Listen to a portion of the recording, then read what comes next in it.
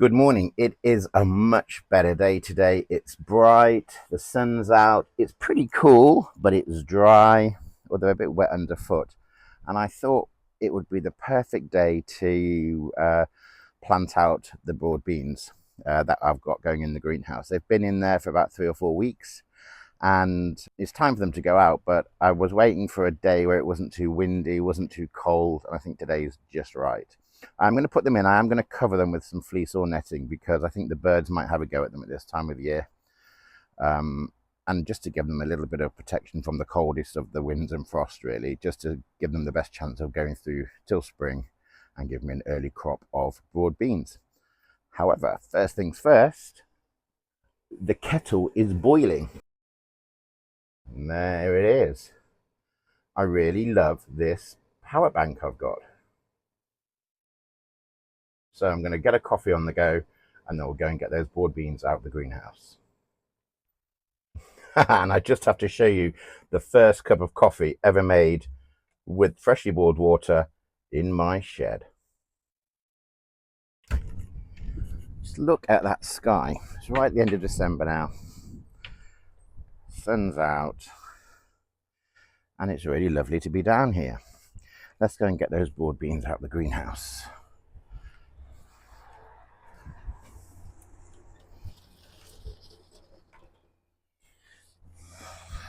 So while I've got a bit more time today, I'll just show you I've got these geraniums that I'm overwintering in here. They didn't do so well last year, and I think it's because of the compost I put them in. So I'll give them a bit more TLC come the spring. There's the lemon tree, not really doing much. Had a little bit of blossom, but I don't see any fruit set. There's also Craig onions again. This is actually lamb's lettuce, and I'm growing this for my little baby tortoise that I've got at home. I might show you her sometime. More Ailsa Craig onions, and here are the broad beans. So they're doing well in here. You can see it's 22 degrees right now in the greenhouse, 3.3 overnight last night. It's about 7 degrees outside, I think. So the greenhouse is certainly giving them a bit more protection, but what I don't want them to do is become leggy in here. So I'm going to take them outside and get them in a bed. Something quite impressive I'm going to show you is these roots. I've got them in these pretty tall root trainer type pots, and these roots have come all the way down and through that capillary matting. That one's intact. It's incredibly long. So I'm going to put them in this bed here.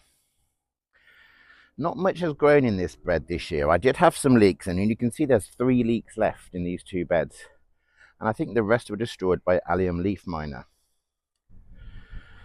So these leeks over here are actually a second sowing, which was sown much later and therefore are nowhere near ready for pulling yet. Hopefully they'll go through winter and give us a crop in spring, however. So this bed has had a top dressing of organic mulch, and I'm not going to grow alliums again in this bed because I do believe that allium leaf miner can exist in the soil and affect any subsequent crops. So this is going to have the broad beans. Let's get to it.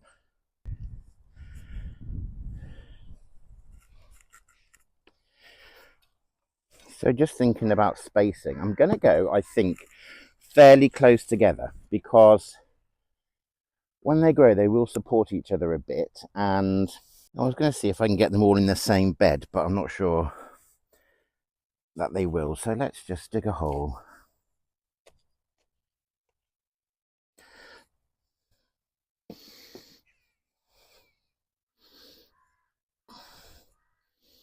And get them in. And then think about how they're going to be spaced.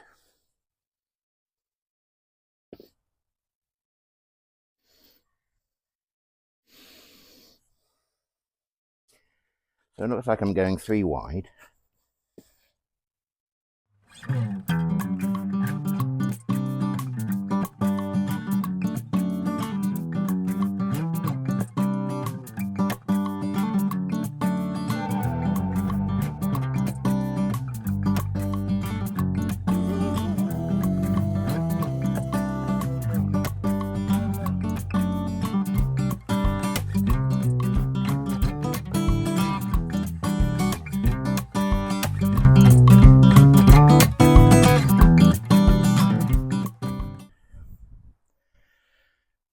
So here they are planted. I got 14 in this one bed, so 5 by 3, but of course one spot taken by a leak. And the remaining 4 I've put in the adjacent bed. And then what I think I might do is get some more broad bean seed, some of the spring sowing variety, and plant a few more rows there. And that will give me a bit of succession broad beanage, if you like. We really enjoyed the broad beans this year, but they seem to be over pretty quickly. Now what I'm going to do is go and get a fleece and some sort of support to cover these, so that the birds and the worst of the frost don't get them. So there they are, all tucked up. Hopefully they'll be okay. Now because the sun is out, well, it's just gone behind a tiny cloud, I've actually set up the solar panels facing the sun. See whether or not they will charge the power unit.